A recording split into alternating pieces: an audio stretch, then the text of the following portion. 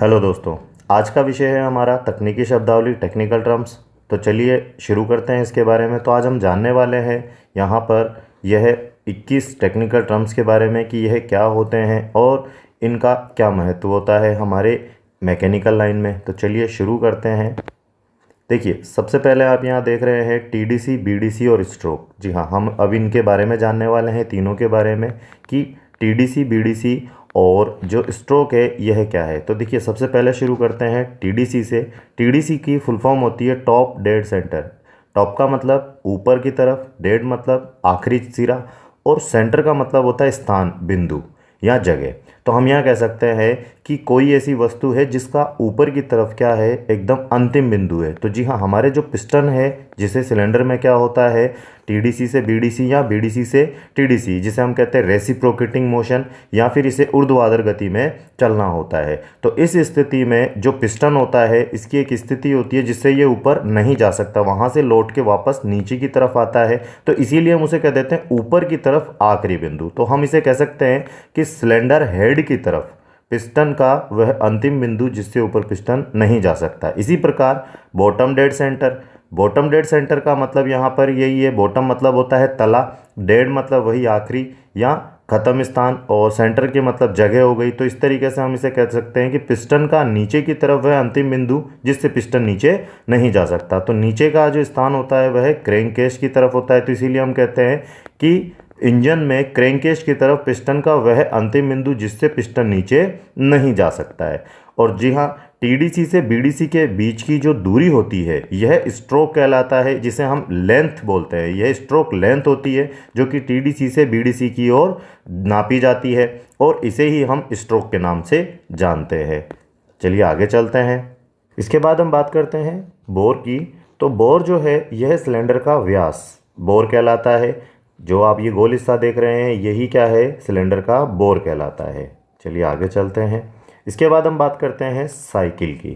देखिए, साइकिल जो होती है यह हमारे इंजन में घटित होने वाली क्रियाएं होती हैं, जैसे सक्शन, कंप्रेशन, पावर व एग्जॉस्ट। चूँकि जो सक्शन होता है इसके अंदर हम इनलेट वाल्व को ओपन करते हैं, एग्जॉस्ट वाल्व को क्लोज रखा जाता है, और जब पिस्टन टीडीसी से बीडीसी की ओर गति करता है तो यहाँ पर वैक्यूम उत्पन्न होता है, जिसकी वजह से बाहर से शुद्ध हवा सिलेंडर में प्रवेश कर जाती है। उसके बाद अगला जो स्ट्रोक होता है कंप्रेशन। जी हाँ, कंप्रेशन वह स्ट्रोक होता है जिसमें हमें हवा के टेम्परेचर को बढ़ाना होता है ताकि फ्यूल को सरलता से जलाया जा सके।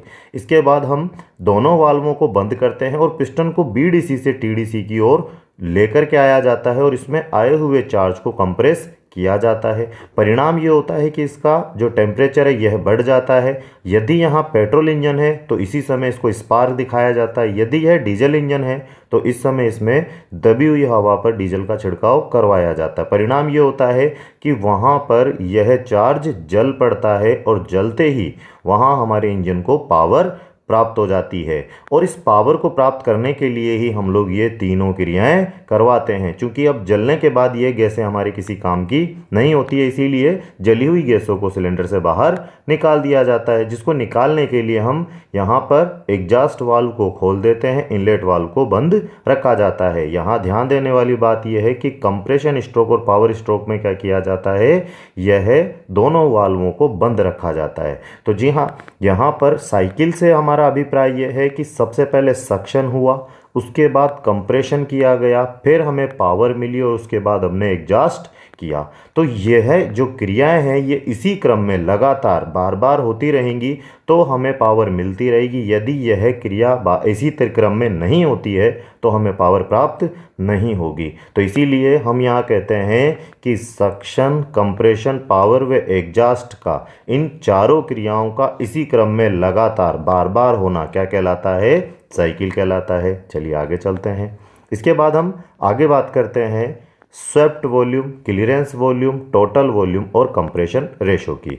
देखिए, स्वेप्ट वॉल्यूम, यहाँ स्वेप्ट जो शब्द है यह हमारे स्वीप से लिया गया है, जिसका अभिप्राय होता है साफ करना, और वॉल्यूम का मतलब होता है आयतन। तो चूंकि इसमें पिस्टन जो होता है रिंगों के साथ लगा हुआ होता है, और यह टीडीसी से बीडीसी की ओर अप डाउन मूवमेंट में चलता है, जिसकी वजह से हम ये कह सकते हैं कि यह अपने स्ट्रोक को ख़त्म करता है, फिर उसके बाद दूसरे स्ट्रोक का पुनः प्रारंभ कर देता है। तो इस तरीके से यह एक स्ट्रोक को ख़त्म करता है, दूसरा शुरू करता है, दूसरा ख़त्म करता है, तीसरा पुनः प्रारंभ कर देता है। तो इस प्रकार यह अपने स्ट्रोकों को साफ करता हुआ चलता है। तो हम यहाँ कह सकते हैं कि जो टीडीसी से बीडीसी के बीच की जो दूरी है जिसे हम स्ट्रोक कह रहे थे, यही जो लेंथ है यह क्या हो जाती है, इसका स्वेप्ट वॉल्यूम कहलाता है। अब इसके बाद बचा हुआ है क्लीयरेंस वॉल्यूम। तो जी हाँ, क्लीयरेंस वॉल्यूम वो जगह होती है जिसे पिस्टन के द्वारा साफ नहीं किया जा पाता है, या हम ये कहें कि जब पिस्टन टीडीसी पर हो उस दौरान और सिलेंडर हेड के बीच की जो दूरी होती है, जो बचा हुआ गैप होता है,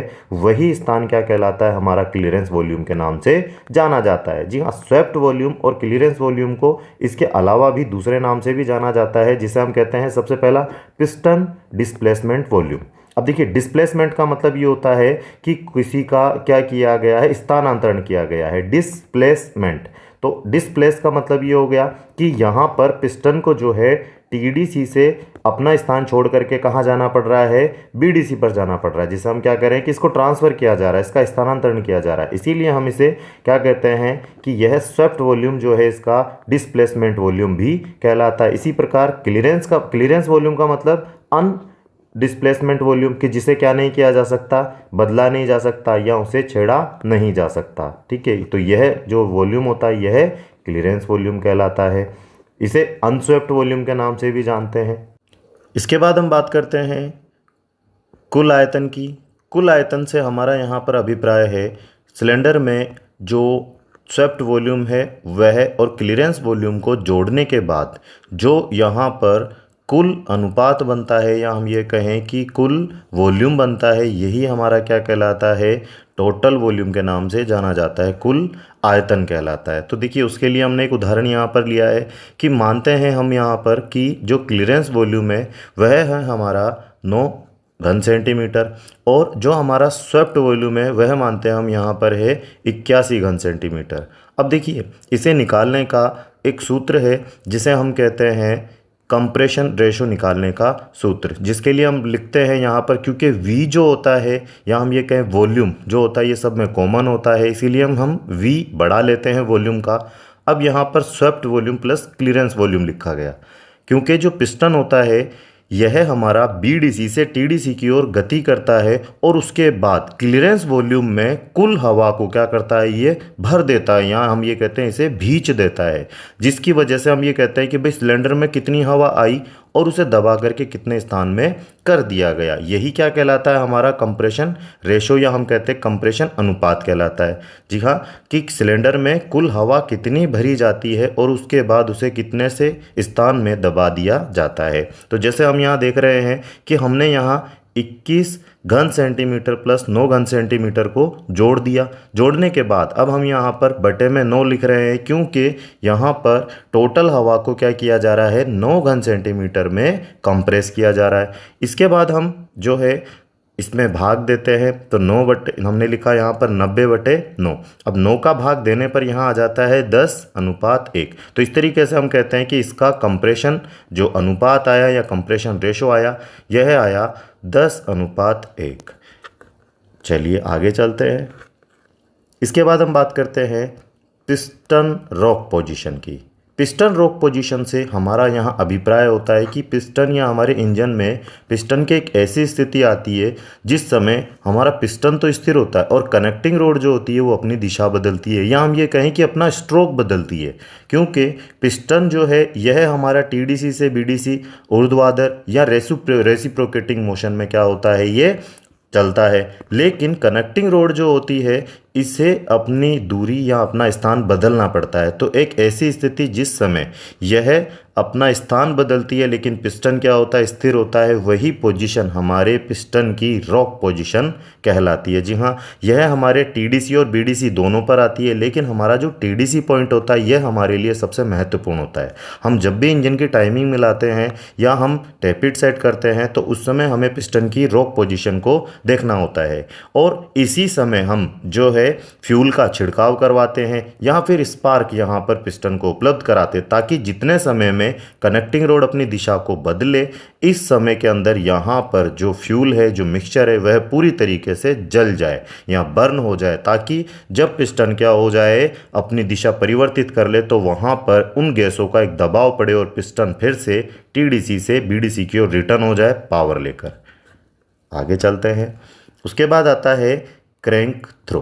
देखिए क्रैंक थ्रो जो होता है, इसमें क्रैंक जो होती है इसे अगर एक सिरे से क्या किया जाए, असेंबल कर दिया जाए या इसे बांध दिया जाए, तो बांधने के बाद आप देखेंगे कि एक छोर ऐसा होता है जो हमारे पिस्टन को ऊपर लेके जाएगा और नीचे लेके जाएगा, जिसे हम कह सकते हैं कि ये ऊपर की तरफ फेंकेगा, उसके बाद नीचे की तरफ फेंका जाएगा, उसे फिर से ऊपर की तरफ। तो उस मूवमेंट में जो होता है एक हिस्सा यहाँ पर फिक्स होता है, लेकिन दूसरा हिस्सा क्या किया जाता है, स्वतंत्र स्थिति में रखा जाता है। तो चलिए इनके बारे में हम जाने। तो देखिए ये जो स्थान होता है ये हमारा मेन जर्नल कहलाता है, और ये जो हिस्सा है यह हमारी क्रैंक पिन के नाम से जाना जाता है।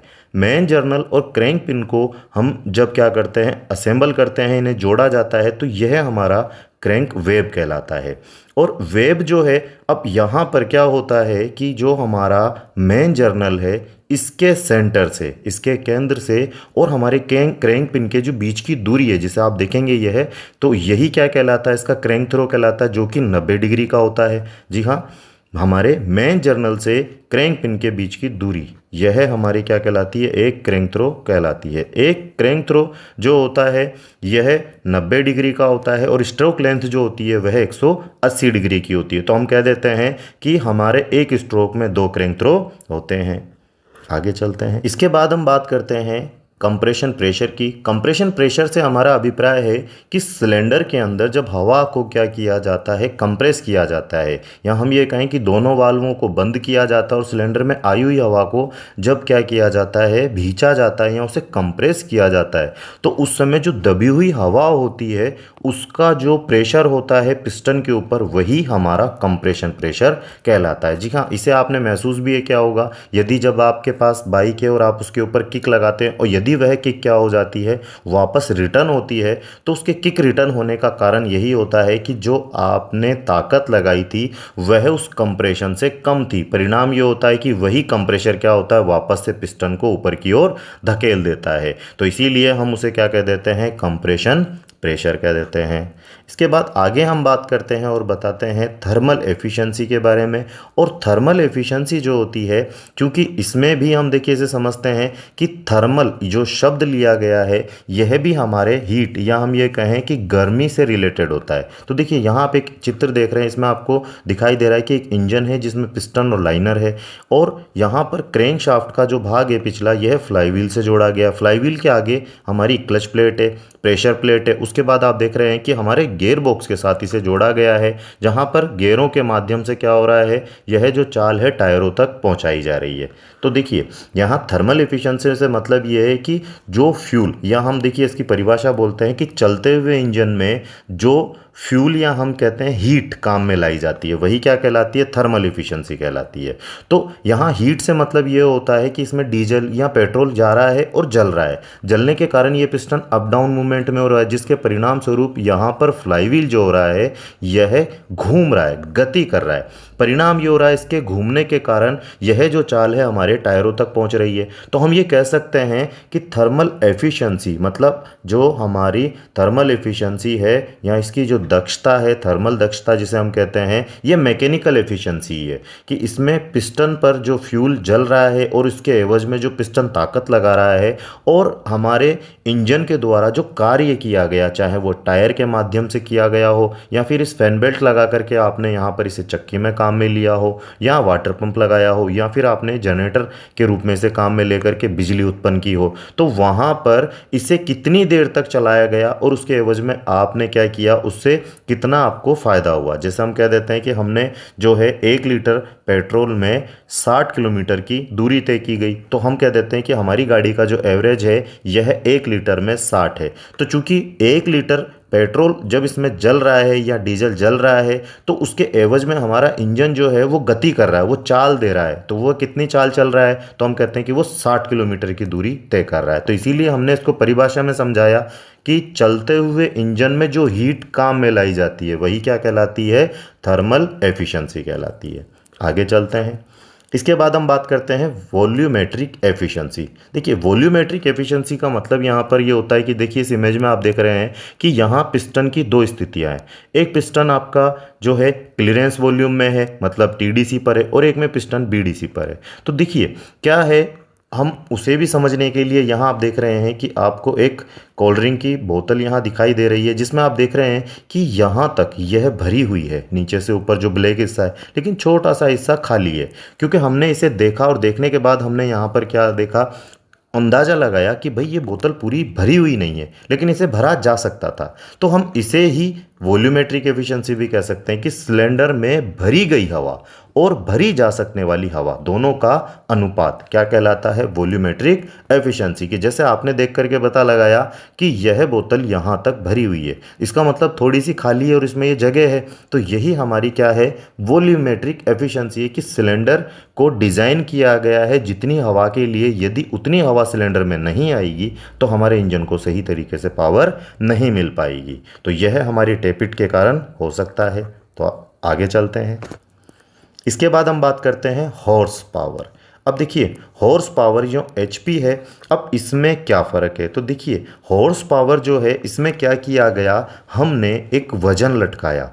अब यह 33,000 जो पौंड है उसका भार क्या किया गया, किसी कुएं में लटका दिया गया और घोड़े के साथ उसे क्या किया गया, जोड़ दिया गया।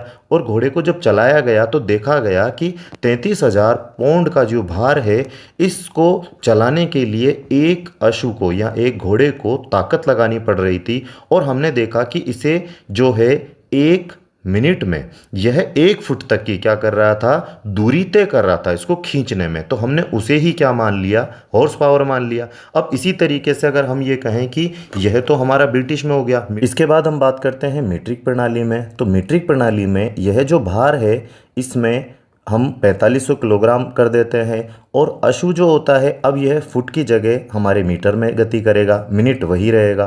तो यहाँ पर अब इस 4500 किलोग्राम को खींचने में क्या हो रहा है कि जो ये अश्व है यह 1 मिनट का समय तो ले रहा है, लेकिन इसकी द्वारा जो चाल चली जा रही है वह 1 मीटर की हो गई। तो हम ये कह सकते हैं कि 4500 किलोग्राम का वजन किसी अश्व के द्वारा खींचा जा रहा है और उसको खींचने के लिए वह 1 मीटर तक चलने में 1 मिनट का समय ले रहा है। वही क्या कहलाया, 1 एचपी कहलाया। इसी प्रकार चाहे 33,000 पाउंड का हो, लेकिन वहाँ पर ब्रिटिश में अगर हम बात करेंगे तो वहाँ मीटर और पाउंड दोनों ही क्या हो जाएंगे, हमारे बदल जाएंगे। वहाँ मीटर जो है वह फुट में हो जाएगा और वजन जो है किलोग्राम में था तो यह पाउंड में हो जाएगा। चलिए आगे चलते हैं।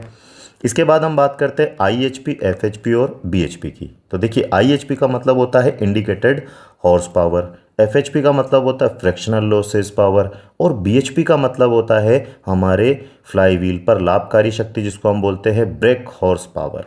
तो देखिए यहाँ पर कुछ इमेजों के माध्यम से हम इसे समझने की कोशिश करते हैं कि देखिए IHP का मतलब होता है जो हमारी तनख्वाह होती है, जो सैलरी होती है वह सबसे ज़्यादा होती है, ठीक है। अब लेकिन हमें चूंकि जीवन यापन हम करेंगे तो उसमें हमें क्या होता है, कुछ खर्चे करने होते हैं। तो वहाँ पर वह सैलरी पूरी की पूरी हमारी बचती नहीं है। तो हम ये कह सकते हैं कि स्टार्टिंग में जो हमें मिला वो तो ज़्यादा था, लेकिन हमने हमारे जीवन के निर्वाह के लिए हम लोगों ने क्या किया, कुछ खर्चा कर दिया, ठीक है। अब ये हमारे मनोरंजन के लिए भी हो सकता है, हमारे खाने पीने पर हो सकता है। इसके बाद अंत में जो हमारे पास बचता है वही हमारे लिए काम आता है हमारे भविष्य में, तो उसे हम क्या कह देते हैं। इसी तरीके से हमारे इंजन में भी वह BHP कहलाती है। चलिए अब इसको हम दूसरी इमेज के माध्यम से समझते हैं।